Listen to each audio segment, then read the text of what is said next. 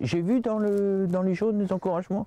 À un moment donné, quand il y a but là-bas, ici, il y en a 3, 4, 5 jaunes pas revenus et qui lèvent les bras au ciel. Oh, on a pris le but! C'est quoi le deuxième thème? C'est quoi le deuxième thème après le mental? Cadrage du porteur. Vous ne les connaissez pas encore, mais ce sont peut-être les futurs espoirs du football français.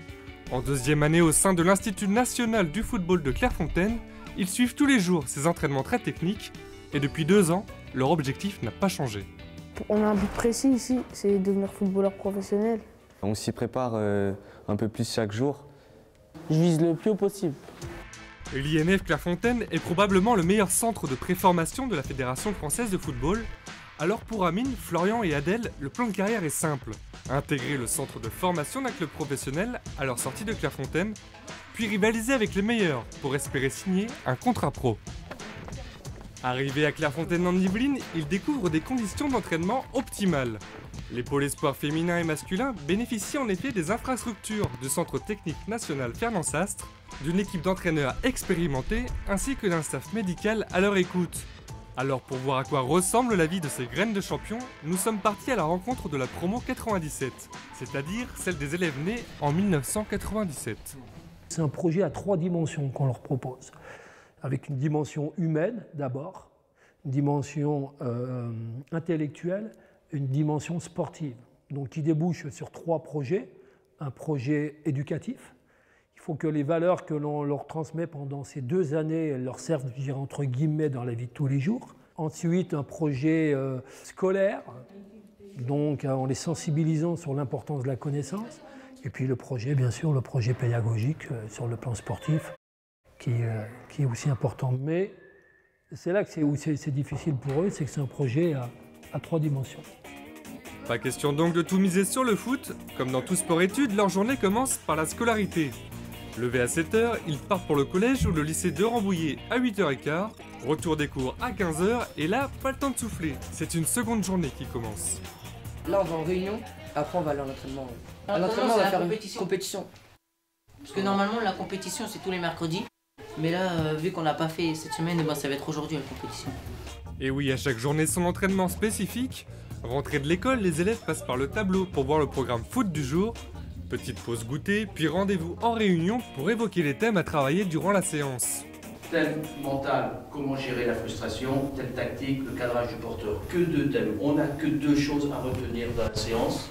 Notre objectif sur la séance, à la fin de la séance, on doit être meilleur sur la capacité à gérer une frustration. On doit être meilleur sur le cadrage du porteur. Le but de Philippe Brotteau, leur entraîneur, donner un sens à chacun des entraînements. Les joueurs doivent en effet chercher des solutions ou adapter leur jeu en fonction des différentes contraintes qui leur sont imposées. Aujourd'hui, à chaque confrontation, une équipe seulement sera handicapée par un nombre de touches de balle limité. Elle devra également rendre tous les ballons sortis du terrain à l'adversaire, mais ce n'est pas tout. Une victoire, 4 points, un nul, 0 points, une défaite, 0 points. Par contre, j'ai 2 points supplémentaires s'il y a 0 but encaissé. Ça veut dire quoi, Mathieu? Ça veut dire que si on gagne une victoire 3-0 par exemple ou 1-0, on prend 6 points parce qu'on a pris 0 but. Et s'il y a match nul, 0-0, les 2 équipes elles prennent 2 points. Voilà. Donc quel est le paradoxe sur le but? Vous nous incitez à défendre. Ouais. Qu'à défendre? Marcus? En fait, c'est tout ou rien. Ah, c'est tout ou rien? On y vient. Ou on gagne, on prend les 4 points. Ouais. Ou et pour gagner, c'est sûr qu'il faut défendre et presser et faire le boulot. Ouais. Et le nul, il faut quand même, même si on n'arriverait pas à attaquer, il faut quand même faire le travail défensif pour pas avoir de regret. Avec ce système particulier d'attribution de points, l'objectif pour chaque équipe est de gagner sans encaisser de but. Cette contrainte doit les inciter à travailler le cadrage du porteur, une tâche défensive qui nécessite une véritable organisation collective, puisqu'elle consiste à empêcher le joueur de l'équipe adverse de progresser avec le ballon ou de le transmettre.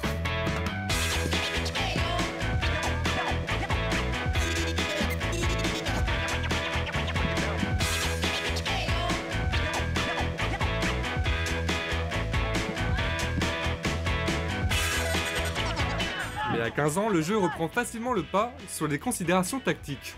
Qu'est-ce qu'on peut remarquer pour l'instant sur les 3 premiers résultats qu'il y a? Tout s'est joué dans le mental. Beaucoup de buts. Alors qu'on part avec, si on a 0 but, on a 2 points à prendre.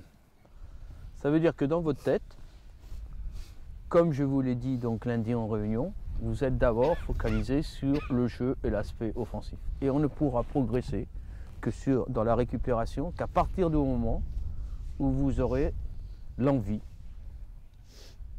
de réaliser cette tâche défensive, peut-être ingrate dans le football, mais obligatoirement nécessaire.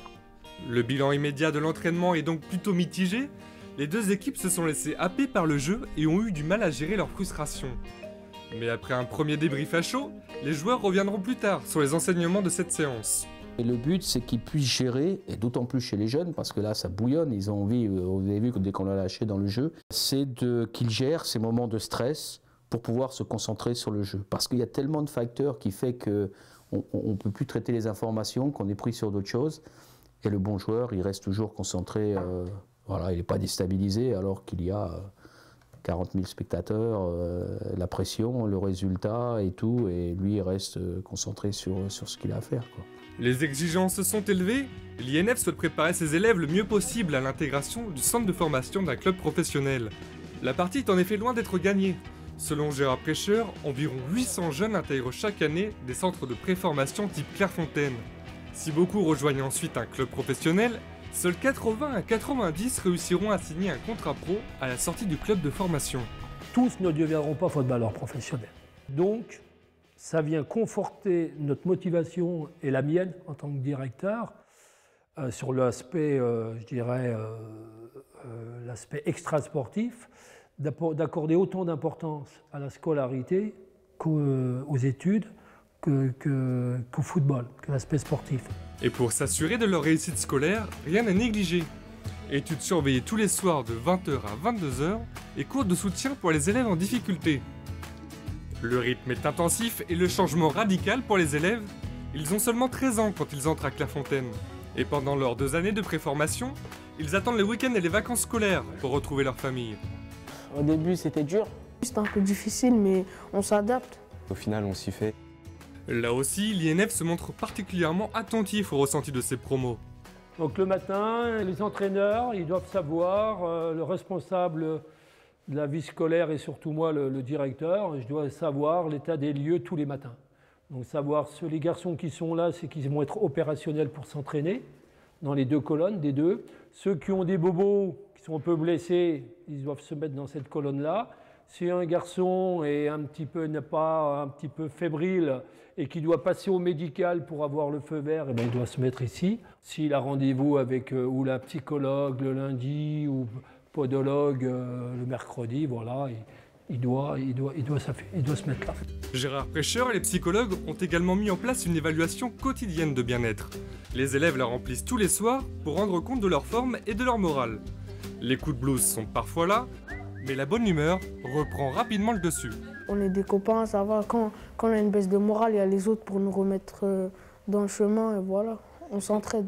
On a passé 2 ans à vivre ensemble quasiment tous les jours, donc on a créé des liens très forts, mais on va rester en contact et j'espère qu'on se reverra. Ici, les élèves sont 2 par chambre. Toutes celles de la promo sont côte à côte, alors pour eux, Clairefontaine, c'est un peu leur deuxième famille. D'ailleurs, dans le couloir avant l'entraînement, l'ambiance est plutôt conviviale. Ce soir, avec Guardiola. Mais la pression n'est jamais bien loin, ils restent tous concentrés sur leur objectif, rejoindre le centre de formation d'un club professionnel. Moi, j'ai signé à Nantes. Moi, c'est Bordeaux. Non, moi, j'ai signé à Toulouse. Quand nous l'avons rencontré, Adel n'avait pas encore contracté avec un club. Tel un pro nécessitant du temps de jeu, il redoutait alors plus que tout la blessure. J'ai pas trouvé un club encore, donc faut pas que je fasse l'erreur de me blesser. Je dois me faire montrer aux clubs qui viennent nous voir à Clairefontaine, comme ils sont nombreux, et jouer le mieux possible. Les recruteurs des clubs professionnels peuvent venir à tout moment repérer des joueurs. Le plus souvent, tous finissent par trouver un centre de formation, car dans le milieu, la patte de l'INF est particulièrement recherchée. Une des bases chez nous, et qui est une marque de fabrique quand même de l'INF depuis longtemps, c'est la technique. L'INF a toujours été reconnu avec des joueurs techniques, des bons techniciens, donc on essaye déjà de leur donner un bagage technique qui leur permettent après, quand on n'est plus embêté, comme on dit, avec les pieds, de pouvoir voir du jeu et d'être un joueur qui puisse jouer en prenant et en traitant énormément d'informations. Une philosophie qui a fait ses preuves, puisque parmi les anciens de l'INF figurent quelques stars du ballon rond, comme Thierry Henry, Nicolas Anelka, Hatem Ben Arfa, ou encore des modèles plus récents, comme Geoffrey Jourdain, gardien de but de Montpellier, ou Blaise Matuidi, milieu défensif du PSG. Des carrières rêvées pour la promo 97, qui compte bien profiter à fond de l'opportunité offerte par Clairefontaine. En sortant d'ici, je ne veux pas avoir de regrets.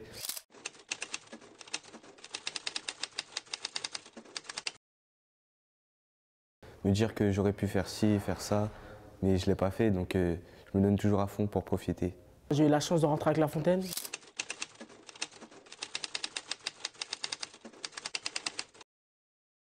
Il n'y a pas tout le monde qui a eu cette chance. On était beaucoup. Ma mère, mes parents, ils me le répètent.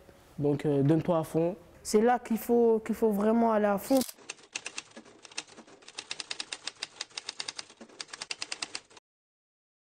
Parce que là, j'ai même pas encore fait la moitié de ce qui me reste à faire. J'ai seulement fait un palier.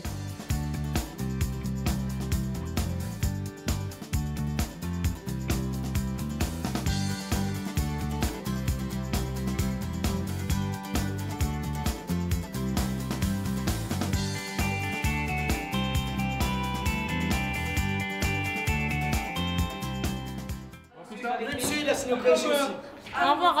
Comme vous le remarquez, et là c'est bien l'ambiance ici, on rigole ensemble. Et c'est le boss. Et tout. C'est le boss. Oui. C'est le boss. Ok. Cristiano Ronaldo.